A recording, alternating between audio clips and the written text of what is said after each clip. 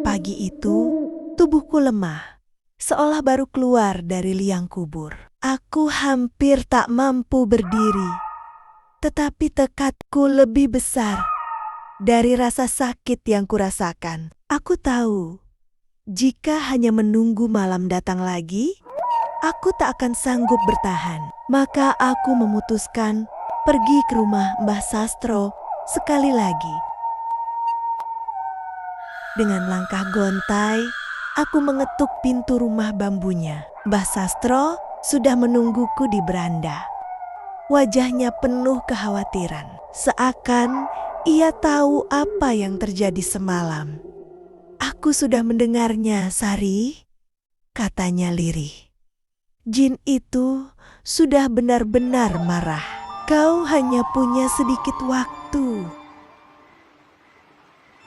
Aku terisak, lututku lemas. "Aku tak tahan lagi, Mbah. Setiap malam dia datang, merenggutku. Aku hampir mati. Tolong, apakah ada cara untuk memutus perjanjian ini?" Mbah Sastro terdiam cukup lama, lalu menghela napas berat. "Ada satu cara, tapi sangat berbahaya. Ritual pemutusan ikatan pesugihan. Jika berhasil, kau bebas. Tapi kalau gagal, bukan hanya kau yang mati. Seluruh jiwamu akan ditelan oleh jin itu, dan kau tak akan pernah kembali, bahkan setelah mati." Aku tercekat, tubuhku bergetar. Aku rela menanggung risikonya, Mbah. Lebih baik mati sekali daripada mati setiap malam.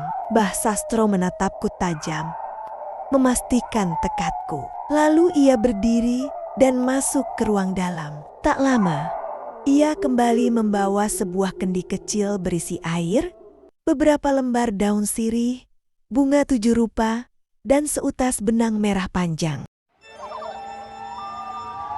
"Kau harus melakukan ini tengah malam.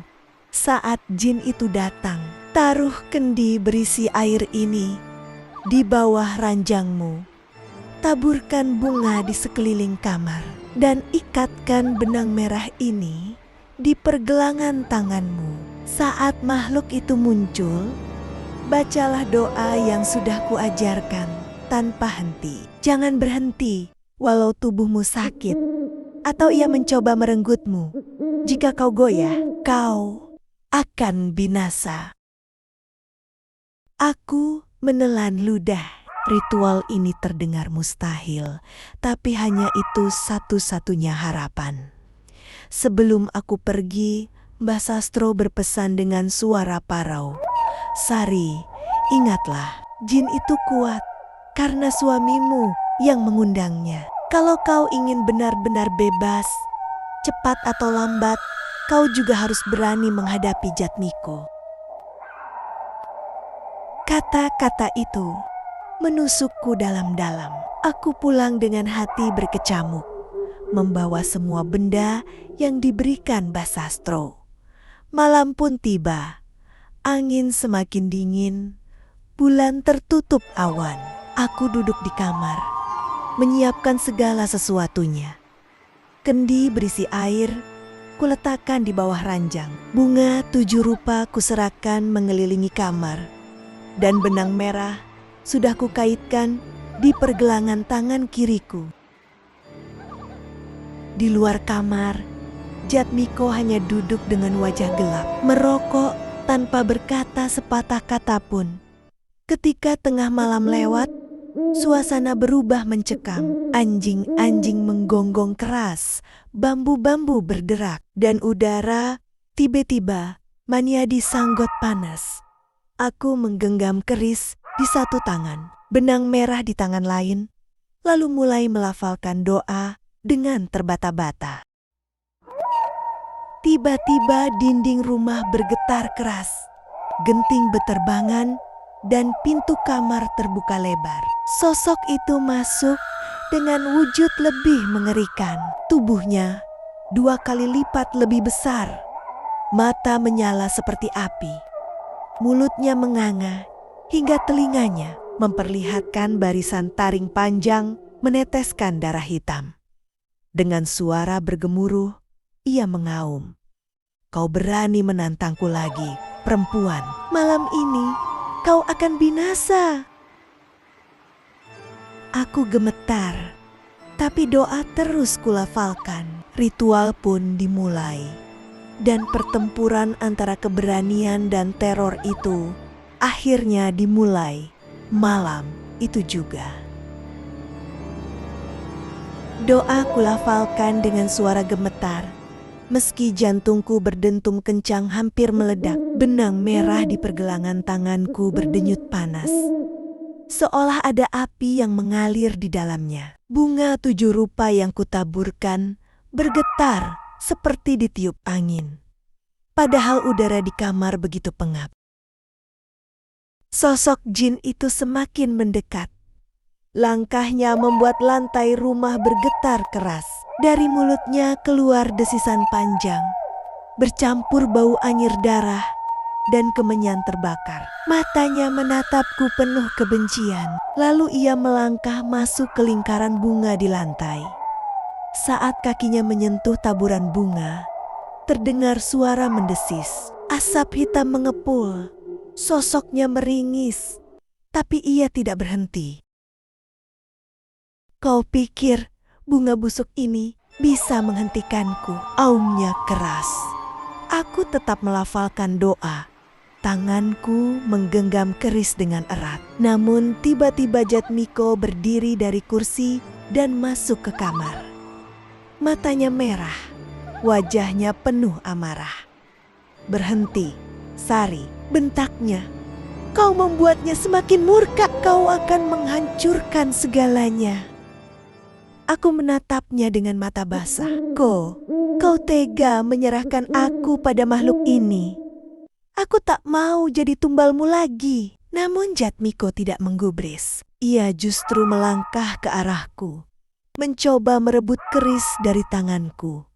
"Kalau kau merusak perjanjian ini, kita berdua akan mati." Aku menjerit, meraih keris lebih kuat. Tubuhku gemetar bukan hanya karena jin itu, tapi juga karena suamiku sendiri kini menjadi musuhku. Jin itu tertawa, suaranya menggelegar. "Ya, benar, kalian berdua akan mati malam ini. Tubuh perempuan ini tetap milikku dan jiwanya akan jadi santapanku." Tiba-tiba, tubuhku ditarik oleh tangan gaib yang besar. Aku terhempas ke ranjang. Tubuhku kembali lumpuh. Jin itu menindihku.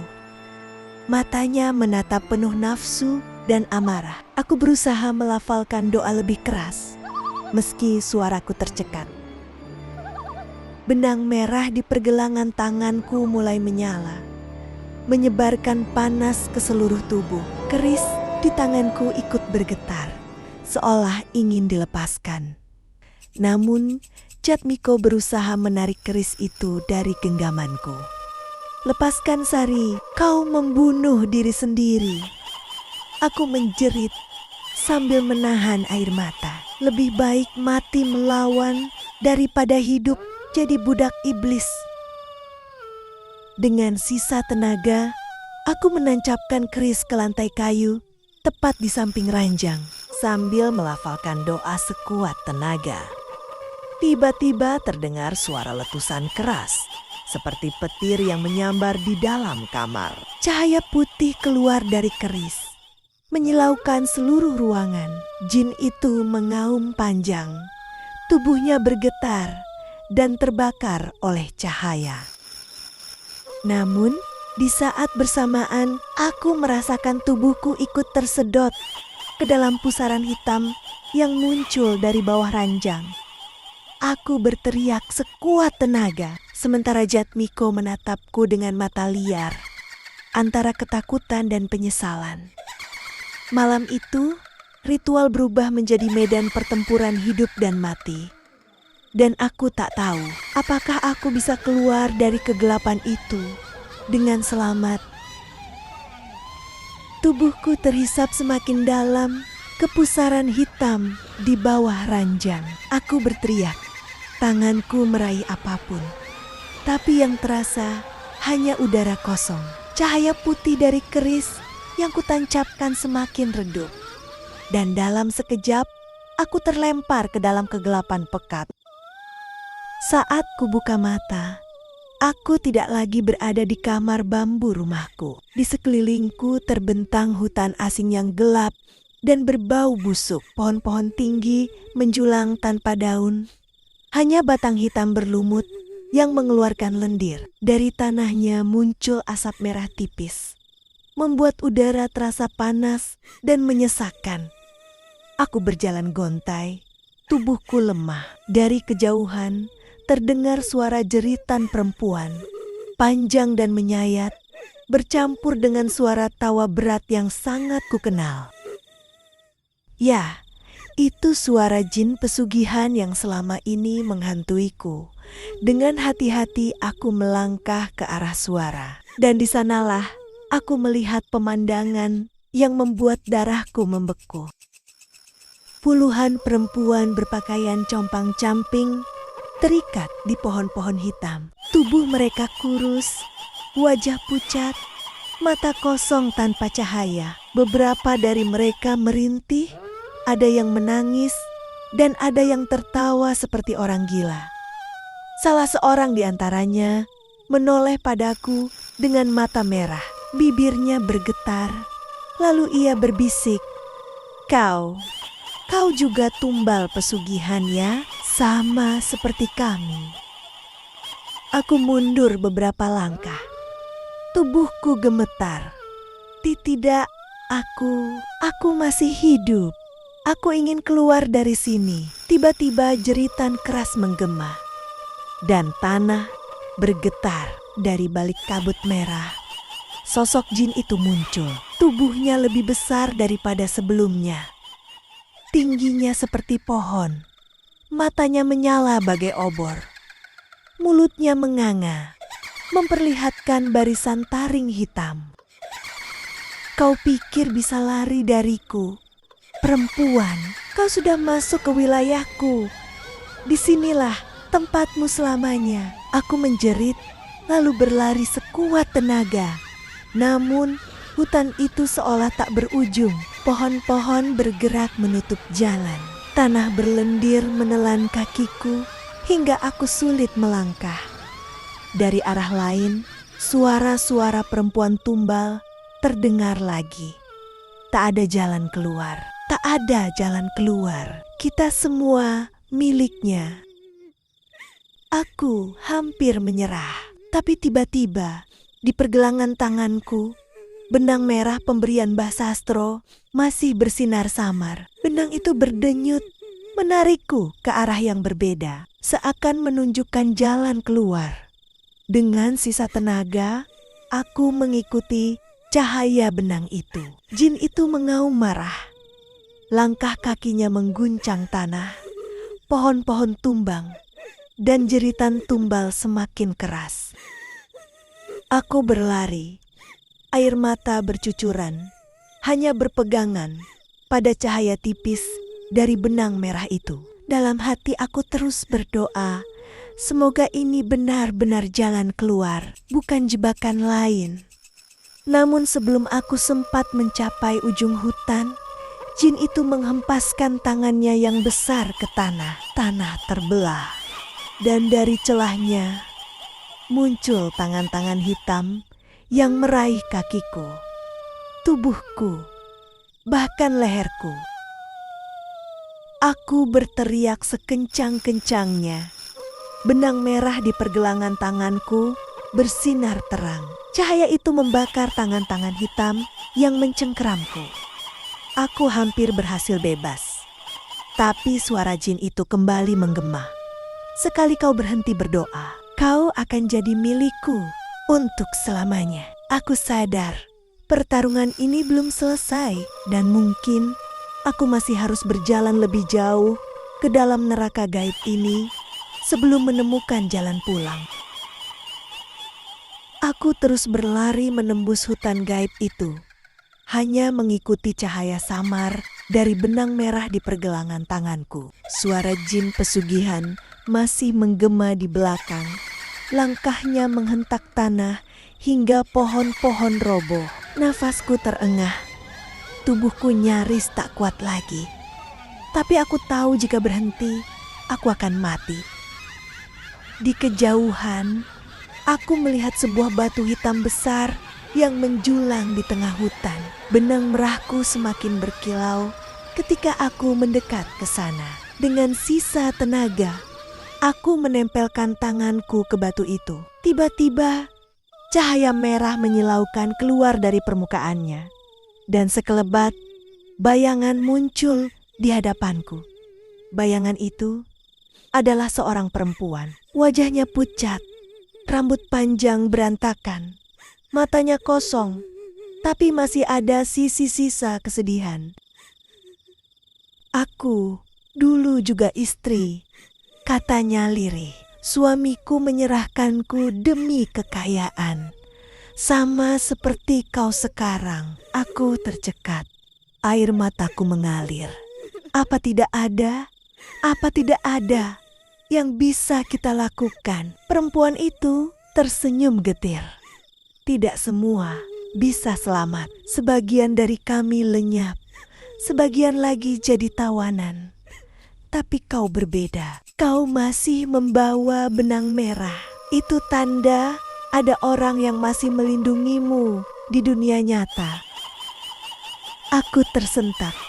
"Mbah Sastro," bisikku. Perempuan itu mendekat, lalu berbisik dengan suara serak. "Jika kau ingin keluar, kau harus tahu rahasia sesungguhnya. Suamimu, Jatmiko, bukan hanya menyerahkanmu. Ia sudah menjadi pengikat perjanjian. Tubuhnya adalah pintu, dan jiwamulah tumbal yang membuka jalan bagi jin itu." Kata-kata itu membuat lututku goyah. Jadi, Jatmiko sengaja menyerahkanku. Perempuan itu menunduk. "Ya, setiap malam saat jin itu merenggutmu, sebagian dari kekuatanmu diserap ke dalam tubuh Jatmiko. Itulah kenapa dia makin kaya, makin kuat, sementara kau makin lemah. Kau adalah bahan bakarnya." Aku terisak. Rasa cinta yang masih tersisa pada Jatmiko hancur seketika, berganti amarah dan benci. Lalu, bagaimana aku bisa memutusnya? Perempuan itu menunjuk ke arah bayangan besar yang mendekat dari kejauhan. Jin itu semakin jelas. Tubuhnya membara seperti api hitam. Kau hanya bisa bebas dengan dua cara: memutus ikatan melalui pengorbanan besar, atau membunuh pengikatnya. Aku terpaku. Membunuh pengikat itu berarti Jatmiko harus mati. Sebelum sempat aku mencerna kata-kata itu, tanah bergetar keras. Jin itu sudah hampir tiba. Wajahnya menganga penuh amarah. "Sari, kau milikku. Jangan dengarkan mereka. Suamimu tidak bersalah. Akulah yang membutuhkanku. Hanya aku yang bisa memberimu hidup kekal." Suara jin itu membuat telingaku berdarah. Tapi aku tetap berpegangan pada benang merah. Dalam hati, aku sudah bertekad kalau memang jalan keluarnya adalah dengan mengorbankan Jatmiko, maka aku harus memilih cinta atau kebebasan. Sementara jin itu merangsek maju, perempuan-perempuan tumbal di pohon berteriak bersamaan, "Bunuh pengikatnya! Bunuh pengikatnya!" Itu satu-satunya jalan. Aku menutup telinga, menangis, dan berdoa sekuat tenaga. Benang merahku semakin terang, menarikku ke arah cahaya putih yang perlahan muncul di antara kabut. Aku melangkah ke sana, meski jin itu berteriak marah dan melompat untuk meraihku. Tepat sebelum tangannya menyentuh tubuhku, cahaya putih menyelimuti, dan aku terlempar keluar dari dunia gaib itu. Ketika mataku terbuka, aku kembali berada di kamarku. Tubuhku tergeletak di lantai. Keringat bercucuran. Di hadapanku, Jatmiko berdiri sambil menatapku dengan wajah pucat. "Jadi kau sudah tahu segalanya," katanya lirih. Aku menatapnya dengan mata penuh air dan amarah. Ya, dan aku tahu hanya ada satu jalan untuk menghentikan semua ini. Malam itu, aku sadar pertarungan terakhirku bukan hanya melawan jin pesugihan, tapi juga melawan suamiku sendiri. Aku berdiri terpaku di kamar yang remang. Tubuh masih lemah. Setelah keluar dari alam gaib, nafasku tersengal. Benang merah di tanganku mulai meredup. Di hadapanku, Jatmiko berdiri dengan wajah pucat. Matanya merah, menyalakan api keserakahan dan ketakutan sekaligus. "Aku sudah tahu kok," kataku lirih, namun suaraku bergetar oleh amarah. "Kaulah pengikat pesugihan itu. Kau serahkan aku, istrimu sendiri, untuk jadi tumbal demi harta. Kau biarkan aku disiksa tiap malam." Jatmiko merokok dengan tangan gemetar, lalu tertawa getir. "Kalau bukan kau, maka aku yang jadi tumbal. Aku hanya memilih jalan agar kita hidup kaya. Apa kau pikir orang peduli kalau kita miskin? Semua orang menghormatiku sekarang, dan itu semua berkat kau." Air mataku jatuh. Aku bukan milik jin itu kok. Dan aku bukan milikmu lagi. Aku ingin bebas. Mata Jatmiko melebar. Ia maju, meraih tanganku. Suaranya bergetar antara marah dan takut. "Tidak, Sari. Kalau kau memutus perjanjian ini, kita berdua akan mati. Lebih baik kau pasrah.